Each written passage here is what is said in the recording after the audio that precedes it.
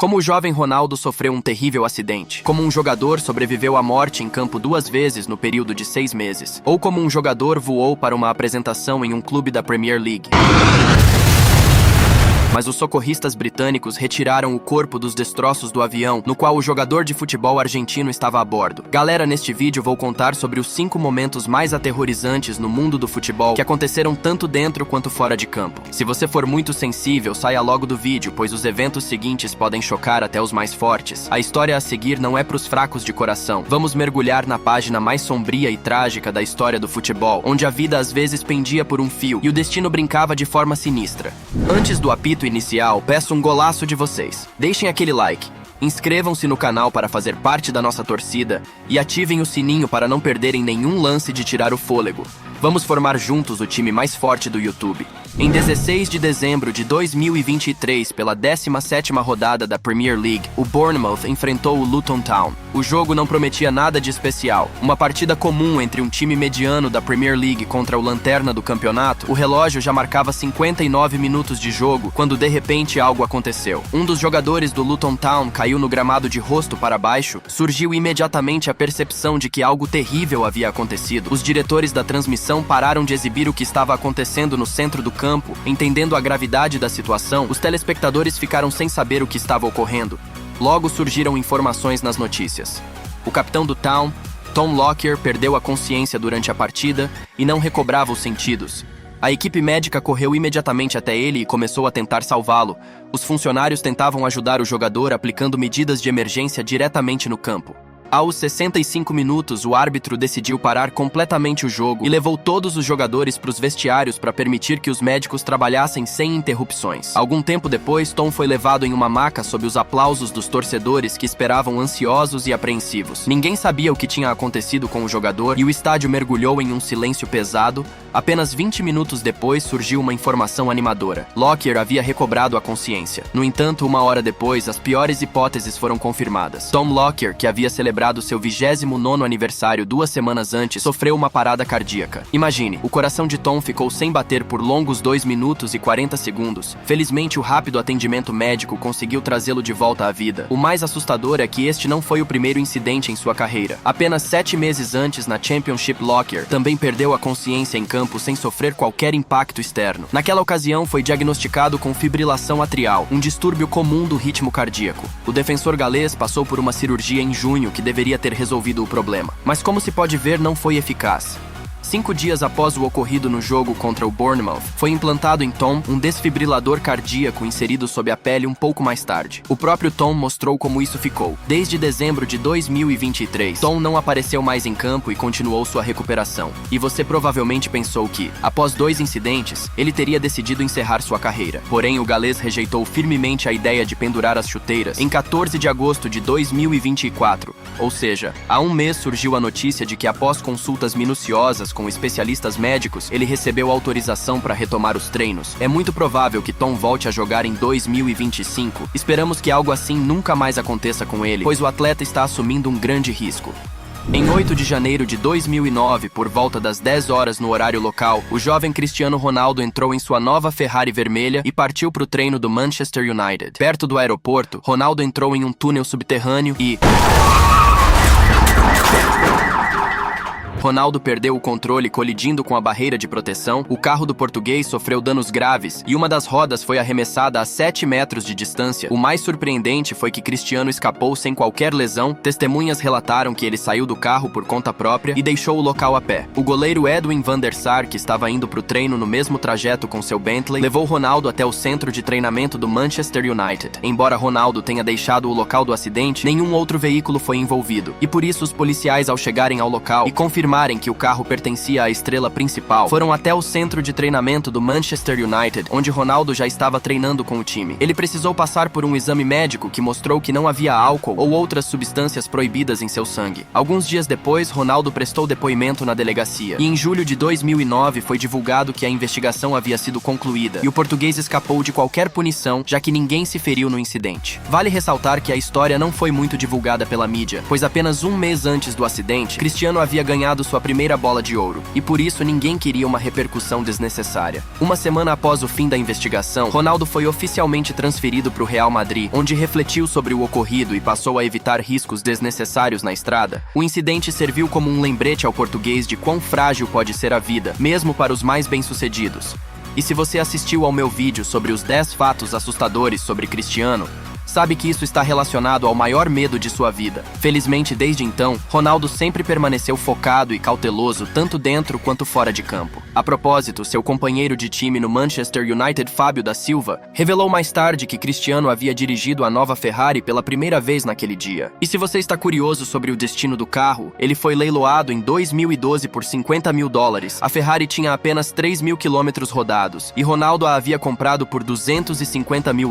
Se você está por dentro do mundo do futebol, provavelmente sabe que quase todo mês algum jogador é roubado. Aqui está o caso mais recente. Em 31 de agosto, o recém-contratado do Napoli, David Neres, entregou seu relógio Rolex a criminosos sob a mira de uma arma. Ele havia se mudado para a Itália apenas uma semana antes. Só que no mundo do futebol existe um incidente realmente assustador que quase saiu de controle. E o mais importante de tudo foi capturado pelas câmeras de segurança. Em 2019, Mesut Ozil deu uma carona ao seu companheiro de time do Arsenal, o bósnio Sead Kolasinac. Enquanto os jogadores conversavam, 2 homens em uma scooter se aproximaram, e então aconteceu o incidente.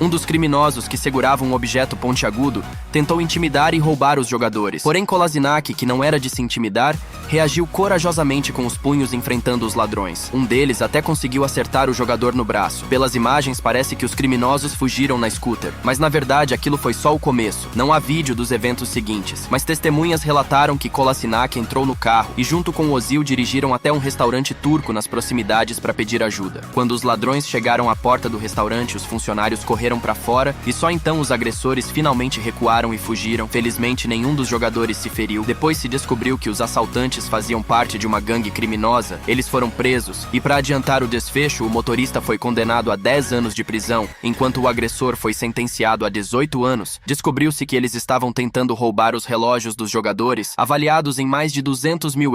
No entanto, a história não acabou aí. Tanto Ozil quanto Kolasinac começaram a receber ameaças da gangue criminosa e por isso passaram a viver sob proteção 24 horas por dia. 2 anos depois, todos os membros da gangue que cometiam roubos em Londres foram presos. Ao todo, 8 pessoas foram condenadas a 100 anos de prisão, incluindo os 2 que tentaram roubar os jogadores do Arsenal. Muitos ficaram impressionados com a coragem de Kolasinac. Ele não teve medo de enfrentar os ladrões com as próprias mãos. Contudo, é importante entender que as ações do bósnio foram imprudentes. Os ladrões costumam agir de forma agressiva e imprevisível, e em situações como essa, o risco de perder a vida é muito maior do que a chance de evitar o assalto. Kolasinac teve muita sorte. Imagine se o agressor fosse alguém descontrolado. Tal resistência poderia ter levado a consequências trágicas, e por isso a melhor decisão em uma situação como essa é não arriscar a vida e obedecer às exigências dos criminosos. Agora vamos para 2006. O jogo entre Reading e Chelsea tinha acabado de começar. Aos 17 segundos, o jogador do Reading, Stephen Hunt, correu em direção à bola após um lançamento longo. O goleiro do Chelsea foi mais rápido ao sair do gol, mas Hunt não conseguiu parar a tempo e atingiu o goleiro com o joelho na cabeça. Esse goleiro era Peter Cech, com 24 anos no tempo. Logo após o impacto, ficou claro que não se tratava de uma colisão comum.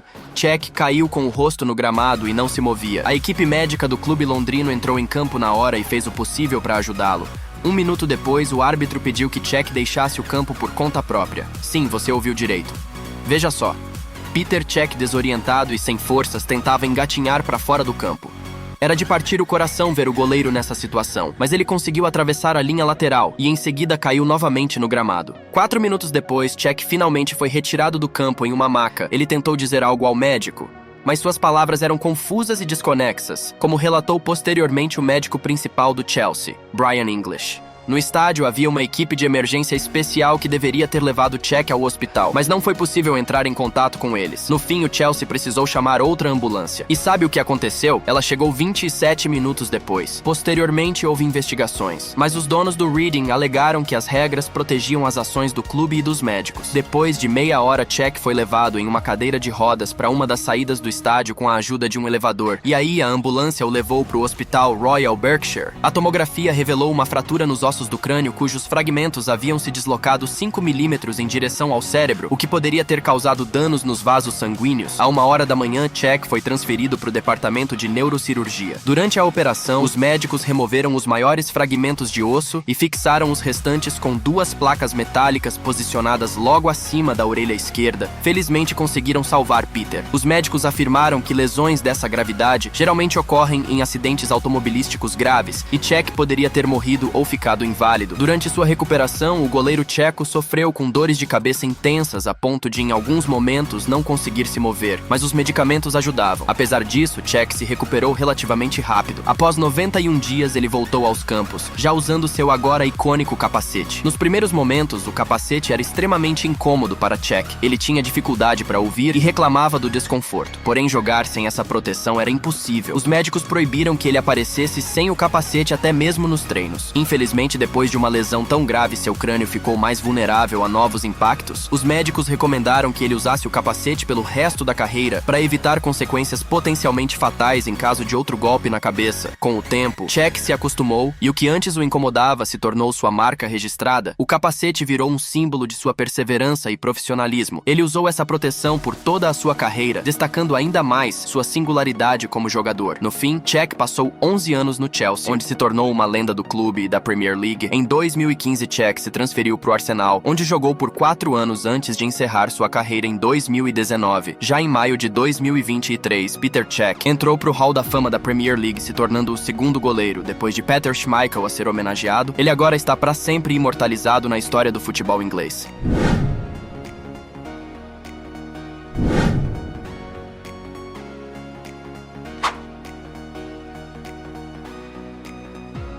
Bem, galera, este foi o vídeo de hoje se vocês assistiram até aqui.